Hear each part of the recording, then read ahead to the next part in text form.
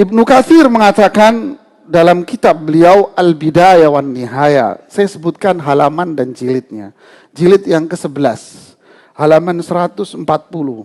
Beliau mengatakan, pada tahun 478, langsung saya terjemahkan, terjadi penyakit-penyakit dan virus yang mewabah.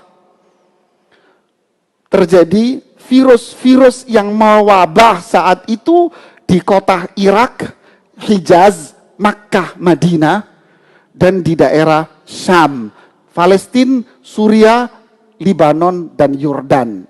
Terjadi virus yang mewabah di negara-negara ini tahun itu. Dan itu diiringi oleh kematian di saat itu yang mendadak akibat dari virus itu. Kematian luar biasa di negara-negara itu. Dan diikuti pula oleh kematian binatang-binatang di daerah itu. Hatta azzatil albanu wal luhum, sehingga kami susah untuk mendapatkan susu dan daging, bahan pokok. Kemudian di saat yang sama terjadi sebuah fitnah hebat. Apa itu? Tersebarnya agama Syiah di tengah masyarakat. Mereka melakukan pemberontakan terhadap umat Islam, sehingga umat Islam melakukan pembelaan terhadap apa yang terjadi pada agama Syiah itu. Dan itu terjadi di bulan Rabiul Awal.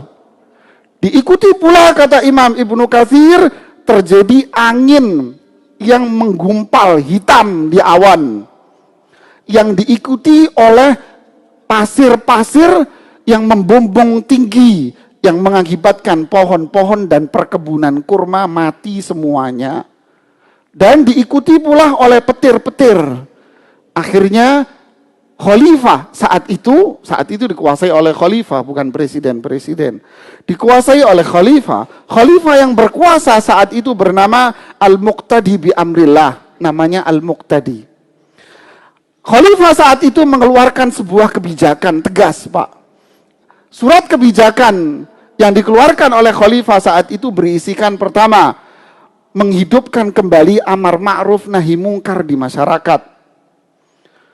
Ilzam ahlu zimma bilibsil ghiyar, mengharuskan orang-orang non-muslim, yaitu perempuan-perempuan yang non-muslim, ketika berada di lingkungan orang Islam, dia harus menggunakan jilbab.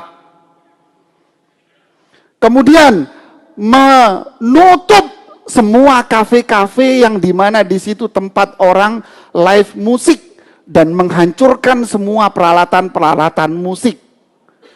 Kemudian yang keempat, iraqatul khumur, membuang semua minuman-minuman keras, artinya ditutup nih pabriknya, Pak.